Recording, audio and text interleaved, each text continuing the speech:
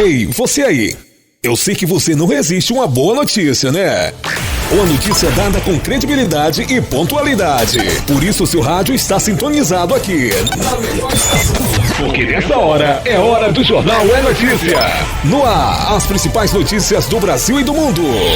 Se é notícia, é Jornal é Notícia. Apresentação Léo Nunes. Direção e produção Diego Ferrari. No ar, Jornal é Notícia. Hoje é terça-feira, dia 28 de setembro de 2021. Muito prazer, eu sou Léo Nunes, apresentando a você o Jornal é Notícia. Você está ouvindo Jornal é Notícia. Taxa de doação de órgãos caiu 26% em 2020, aponta a associação. Foi aos 19 anos que a gaúcha Patrícia Jung descobriu que tinha doença policística, enfermidade que atinge rins e fígado, herdada da mãe, que também sofre com a mesma patologia. Junto com o diagnóstico, veio a notícia que ela não poderia ser mãe para não transferir aos filhos o mesmo gene. Além disso, por 21 anos, muitos sintomas passaram a fazer parte do dia a dia da Patrícia: cansaço, falta de ar e dores. Depois de um tratamento sofrido, seus órgãos começaram a falhar e ela precisou entrar na fila do transplante. 1 ano e 8 meses depois, em outubro de 2019, veio a boa notícia: Patrícia receberia rins e fígados novinhos em folha. Ela conta que o transplante foi um verdadeiro renascimento e que todo esse processo fez dela uma pessoa muito melhor.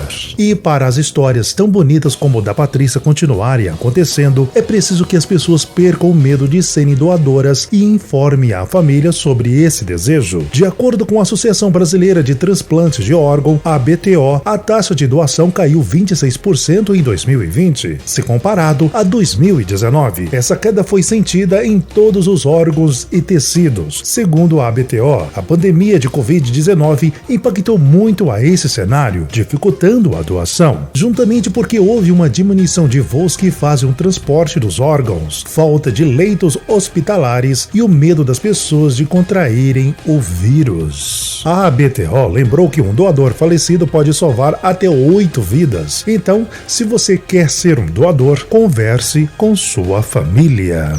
É destaque, é Jornal é Notícia. O ministro do Desenvolvimento Regional, Rogério Marinho, entrega nesta segunda-feira, dia 27, no Rio Grande do Norte, máquinas para estimular o setor produtivo de 39 municípios potiguares.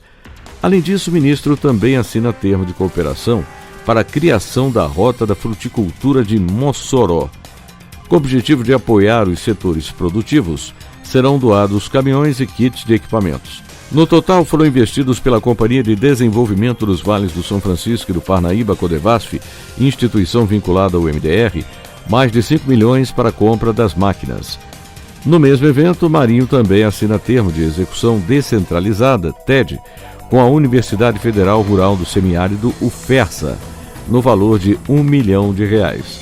Em Natal, Marinho anuncia investimentos na obra de engorda e enrocamento da praia da Ponta Negra. Os recursos federais podem chegar a cerca de R$75 milhões destinados à construção de muro de contenção de erosões, rampas de acessibilidade e escadas, além da ampliação da faixa de areia ao longo de 4 quilômetros de extensão, que pode chegar em alguns trechos a até 100 metros de largura. Da Rede Nacional de Rádio em Brasília, Gilson Santa Fé. Você está ouvindo Jornal é Notícia. A Agência Nacional de Telecomunicações, a Anatel, publicou nesta segunda-feira o edital que dá início ao leilão do 5G. A concorrência pública vai autorizar o uso de radiofrequência nas faixas de 700 MHz, 2,3 GHz, 3,5 GHz e 26 GHz. O 5G é considerado a nova geração da internet, com transmissão de dados em alta velocidade. As empresas interessadas podem enviar propostas até o dia 27 de outubro. A primeira sessão de abertura, análise e julgamento das propostas deve ocorrer dia 4 de novembro. O uso das faixas será concedido mediante cumprimento de obrigações, como investimentos para ampliação da cobertura de 5G no país. As empresas vencedoras deverão implantar tecnologia 4G ou superior em áreas onde o sinal de internet é fraco ou não existe. Pelas regras do edital, os municípios com mais de 30 mil habitantes deverão receber o sinal de 5G. Nas capitais e no Distrito Federal, a previsão é de que o 5G comece a funcionar em julho do ano que vem. Você confere a íntegra do edital do leilão do 5G no endereço gov.br/Anatel. Da Rede Nacional de Rádio em Brasília, Ana Pimenta. É destaque, é jornal, é notícia. Nesta semana, o governo completa 1000 dias e faz um balanço das principais entregas à população. No meio ambiente, o combate a incêndios florestais foi prioridade nos 11 estados dos biomas da Amazônia, Cerrado e Pantanal. A Operação Guardiões do Bioma combateu mais de 8,2 mil incêndios florestais até o mês de setembro. E o programa Lixão Zero contribuiu para desativar mais de 620 lixões e bater recorde na reciclagem de latas de alumínio. Em infraestrutura, com transferência de 74 ativos à iniciativa privada, entre concessões, renovações, arrendamentos, investimento cruzado e cessões onerosas, os investimentos contratados somam 73 bilhões e 95 milhões de reais. Desde 2019, foram entregues mais de 450 obras de saneamento em todo o país. O investimento em educação também foi foco do governo federal nesses 1000 dias. No período, foram entregues cerca de 2.525 obras escolares em todos os estados e foram implantadas quase 130 escolas cívico-militares. Por meio do programa Caminho da Escola, foram entregues cerca de 5.900 ônibus escolares fabricados especialmente para o tráfego em regiões rurais e ribeirinhas. A conectividade do país também foi prioridade. Desde janeiro de 2019, foram instalados 14.400 pontos do programa Wi-Fi Brasil, sendo que mais de 80% das conexões instaladas estão nas regiões Norte e Nordeste. E ainda na área digital, o balanço é de mais de 3 mil serviços públicos digitalizados, com vários documentos sendo acessados pelo celular de forma rápida, como a carteira de motorista e a de trabalho. Também foi facilitado o acesso a serviços do INSS. Outra entrega foi a criação do Pix, pelo Banco Central, que agilizou as transferências bancárias, trazendo também economia. Da Rede Nacional de Rádio em Brasília, Gilson Santa Fé. É destaque, é jornal, é notícia. Os trabalhos da CPI da pandemia vão ser retomados nesta terça-feira, com o depoimento da advogada Bruna Morato, representante dos médicos que trabalharam na Prevent Senior e elaboraram um dossiê entregue à comissão. No documento, há denúncias sobre o tratamento da empresa aos pacientes com Covid-19, inclusive com a alteração de prontuários. O requerimento de convocação de Morato foi apresentado pelo senador Humberto Costa, do PT de Pernambuco. A comissão apura se a operadora usou remédios de eficácia duvidosa em pacientes da rede hospitalizados com Covid. Os senadores também querem saber se a Prevent Senior realizou experimentos com pacientes sem autorização das famílias e da CONEP, Comissão Nacional de Ética em Pesquisa. Na quarta-feira passada, quando a CPI ouviu o diretor executivo da operadora, Pedro Benedito Batista Júnior, senadores apontaram relatos de mensagens apresentadas por médicos que trabalharam na empresa de saúde, que indicariam alteração em prontuários em casos de óbitos pela Covid. Para a reunião de quarta-feira, está confirmada a ida do empresário Luciano Hang, dono das lojas Avan. Já o depoimento de quinta-feira ainda não está definido. Pode ser Márcio Nunes, ex-diretor do Instituto Evandro Chagas do Pará, que foi afastado a partir das operações Parasita e Hospedeiro, ou o secretário de Saúde de São Paulo, Jean Gorstein, da Rádio Nacional em Brasília, Leandro Martins. É destaque, é jornal, é notícia. A procura pela vacinação da gripe está menor neste ano. Segundo dados do Ministério da Saúde, até agora, a imunização chegou a 79% do público-alvo, que inclui idosos, crianças, gestantes, indígenas e trabalhadores da saúde. No ano passado, o alcance foi de 96%.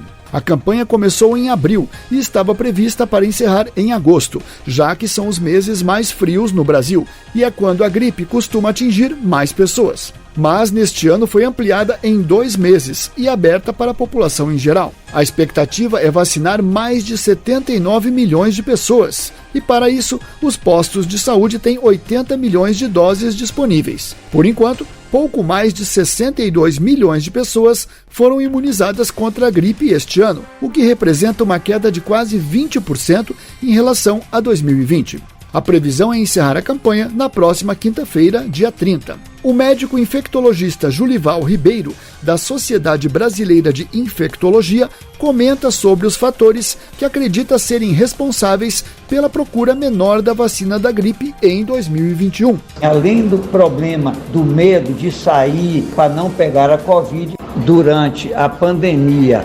ocorreram muitas fake news, muitos boatos falando mal da vacina da Covid, o que não é verdade, que tanto a vacina da gripe quanto a vacina da Covid são vacinas eficazes. O investimento do Ministério da Saúde em publicidade para a campanha da vacina da gripe neste ano foi de 18 milhões de reais, maior do que no ano passado, quando foram destinados 16 milhões de reais. Da Rádio Nacional em Brasília, Leandro Martins. É destaque, é jornal, é notícia.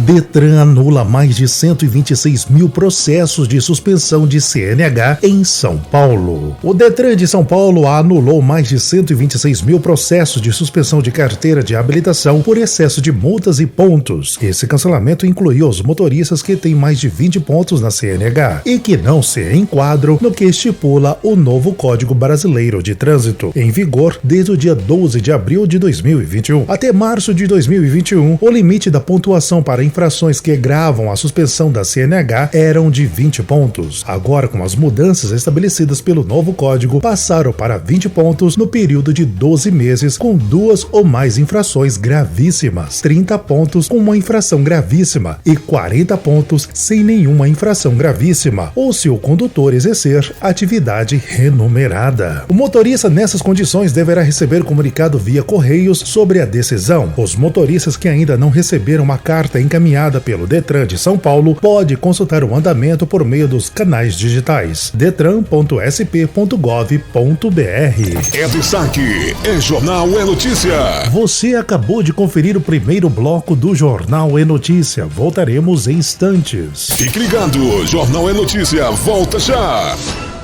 Já estamos de volta com o Jornal é Notícia. Já estamos de volta nesta terça-feira com o Jornal é Notícia. Você está ouvindo Jornal é Notícia. Informais que receberam auxílio emergencial podem pedir empréstimo. Foi a partir desta última segunda-feira, trabalhadores informais que receberam auxílio emergencial por meio do Caixa Tem, nascidos em janeiro e fevereiro, podem pedir empréstimo de até R$1.000 pelo aplicativo de celular. A novidade foi anunciada durante a cerimônia de lançamento de crédito Caixa Tem, no Palácio do Planalto, em comemoração pelos 1000 dias de governo do presidente Jair Bolsonaro. Em casa de quarentena por causa da Covid, o presidente da Caixa Econômica Federal, Pedro Guimarães, participou do evento por meio de um vídeo. Segundo ele, os beneficiários do auxílio emergencial não conseguem crédito bancário, porque não podem comprovar renda. Por isso, acabavam tomando empréstimos de agiotas com altas taxas de juros. O empréstimo da Caixa Tem pode ser solicitado pelo aplicativo do programa, com análise cadastral em até 10 dias. Cerca de 100 milhões de pessoas poderão adquirir os créditos, que variam de R$300 a R$1.000, em 24 meses para pagar, a juros de 3,9% ao mês. Os pedidos devem ser feitos pelo acordo com o mês de nascimento, e a partir de agora, os nascidos em janeiro e fevereiro já podem solicitar o crédito. O calendário segue até 27 de dezembro para os nascidos nos 2 últimos meses do ano. Se é notícia, tá no Jornal é Notícia. As notícias falsas sempre existiram, mas de uns tempos para cá elas ganharam um outro nome: fake news. Além disso, com os avanços da tecnologia, se tornaram mais convincentes e ficou difícil não acreditar. Imagine para uma pessoa com mais de 60 anos que não tem a mesma familiaridade com o mundo digital que os mais jovens. Pensando nos idosos, a USP, Universidade de São Paulo, está oferecendo gratuitamente o curso Fake News, Reconhecimento e Atitudes para Fazer a Diferença.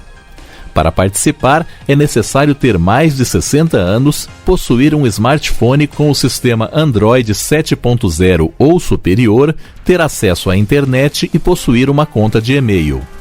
Com 75 anos, a dona Maria José de Almeida dos Santos, moradora do Distrito Federal, considera crime a disseminação de notícias falsas e diz que costuma checar as informações que recebe. Eu acho muito banal, isso aí é um crime, porque as pessoas acreditam e ofende as pessoas e depois não é nada. Quando eu não acredito, eu vou no Google, né, e procuro, ligo pra minha filha que entende mais, ela fala, não, cai nessas muito não, é tanta coisa que já saiu aqui pra mim. O curso da USP terá aulas online às terças e quintas-feiras, das 3 às 5 da tarde, entre a segunda semana de novembro e o dia 9 de dezembro. As inscrições estarão abertas a partir desta sexta-feira, 1º de outubro. Para se inscrever, basta digitar o nome do curso na internet. Fake News, Reconhecimento e Atitudes para fazer a diferença. Com supervisão de Ana Lúcia Caldas, da Rádio Nacional em Brasília, Tony Ribeiro. É destaque, é jornal, é notícia. Mais da metade, 54% dos moradores da Cidade de Deus, na Zona Oeste, e dos complexos do Alemão e da Maré, na Zona Norte do Rio de Janeiro, perderam seus empregos com a pandemia de Covid-19. E dos 62% que solicitaram o auxílio emergencial oferecido pelo governo federal, somente 52% receberam. Entre os desempregados, 26,8% são negros. Os dados divulgados nesta segunda-feira são da pesquisa Coronavírus nas Favelas, a Desigualdade e o Racismo Sem Máscaras, realizada pelo coletivo Movimentos e que analisou os impactos da pandemia de Covid-19 no Complexo do Alemão, Complexo da Maré e na Cidade de Deus. A operadora de telemarketing Miriam Nunes, de 21 anos, moradora do Complexo do Alemão, está entre os que ficaram desempregados e teve que se reinventar para sobreviver. Quando começou essa pandemia, né, eu peguei o Covid e tive que ficar afastada durante 15 dias. Depois fui mandada embora e quando eu saí de lá, a única alternativa que eu encontrei foi mesmo trabalhar com doces em casa, vendendo bolo de pote. Enfim, tudo que eu podia fazer em relação a doce, coisas que eu sabia, eu fiz para tirar uma renda. A pesquisa aponta que 69% dos moradores presenciaram ou souberam de operações policiais nessas 3 favelas durante a pandemia, mesmo com a decisão do Supremo Tribunal Federal de proibir operações policiais em favelas nesse período. Para a coordenadora de comunicação do coletivo Movimentos, Tainara Santos, os relatos revelam o descaso do poder público para com os moradores de favelas e periferias das grandes cidades. O grande questionamento que fica, por que durante uma pandemia os moradores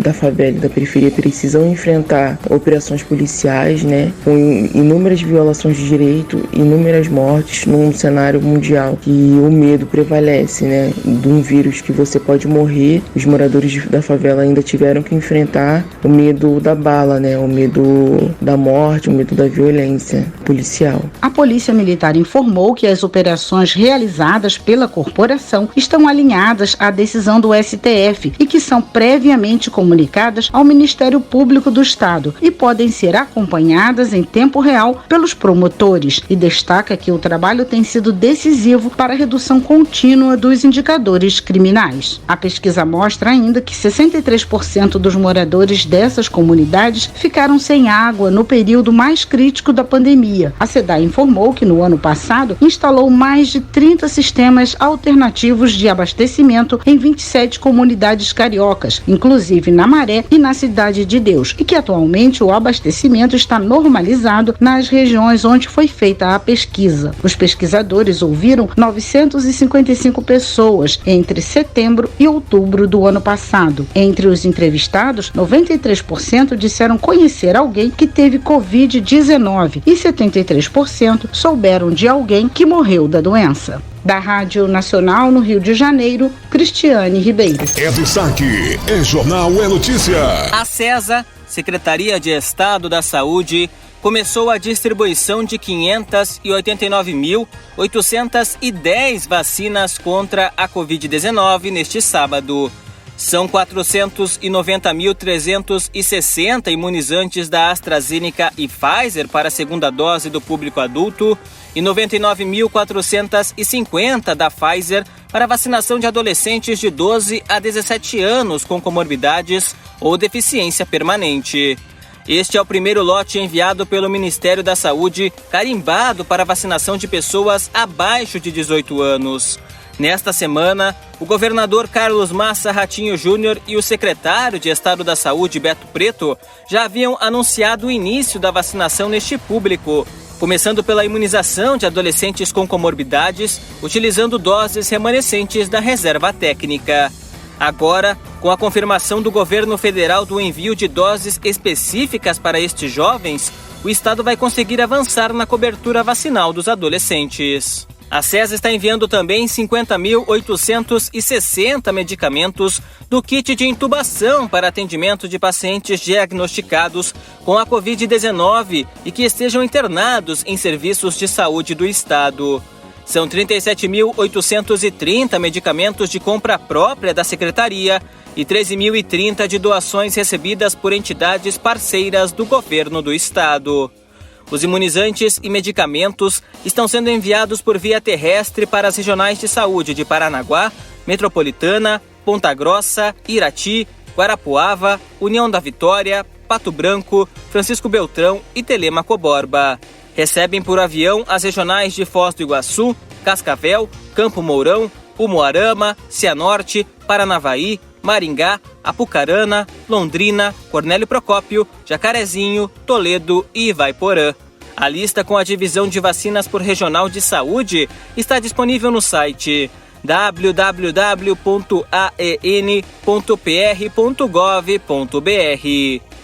Repórter Felipe Salles. É destaque, é jornal, é notícia. Mulher é condenada por femicídio da companheira no Distrito Federal. Uma mulher foi condenada por femicídio no Distrito Federal por ter colocado fogo na companheira em setembro de 2019. A Vanessa Pereira de Souza matou Tatiana Luz da Costa e a pena de 18 anos e 9 meses de prisão em regime inicial fechado. Tatiana teve 90% do corpo queimado e não resistiu aos ferimentos. Essa é uma das primeiras condenações de uma mulher por femicídio. Os promotores do caso argumentaram que o objetivo da lei do femicídio é manter as mulheres seguras nos relacionamentos afetivos, independente do gênero do agressor ou da orientação sexual da vítima. Esse entendimento foi seguido pelos jurados, que acataram os gravantes de femicídio, motivo fútil e emprego de fogo. O crime ocorreu após Vanessa não aceitar o fim do relacionamento. Ainda cabe recurso. Para a consultora legislativa a aposentada Cleide Lemos, que trabalhou na elaboração da lei do femicídio e atua na companhia do Levante Femicista contra o Femicídio, o homicídio da Tatiana releva que o machismo não é uma condição restrita aos homens. A socióloga e especialista em violência contra mulheres, Vânia Passinato, acredita que este caso trará repercussões para o combate ao femicídio no país. Se é notícia, tá no Jornal É Notícia. Estamos ficando por aqui. Para você um grande dia, um grande abraço e até a próxima edição. Você conferiu mais uma edição do Jornal É Notícia. Voltaremos na próxima edição.